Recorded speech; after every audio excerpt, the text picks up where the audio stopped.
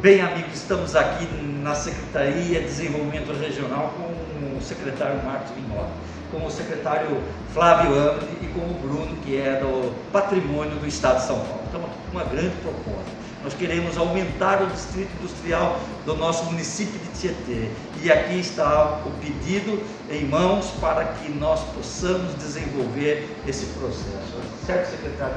Agradecemos aí primeiro a disponibilidade de todos e queremos que Tietê saiba que estamos aqui com um trabalho árduo de entrosamento com o governo do Estado de São Paulo.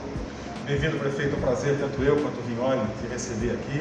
O Bruno avaliando também o patrimônio imobiliário, com a sua demanda. Nós vamos avaliar aqui internamente isso, uma demanda fortemente justificável para a retomada econômica, para a geração de emprego. Parabéns pela iniciativa. Nós vamos fazer todo o trabalho para que a gente possa trabalhar junto dentro da sua demanda.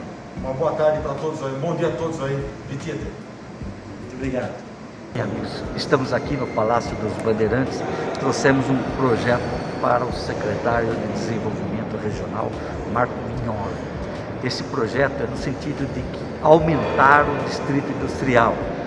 De 10 alqueires passaremos para 20 alqueires, utilizando parte da propriedade do Estado, que é bem próximo, que é junto. Então viemos, entregamos e fomos muito bem recebidos. E com certeza temos grande chance de conseguir mais essa conquista para Tietê. Deus abençoe a todos.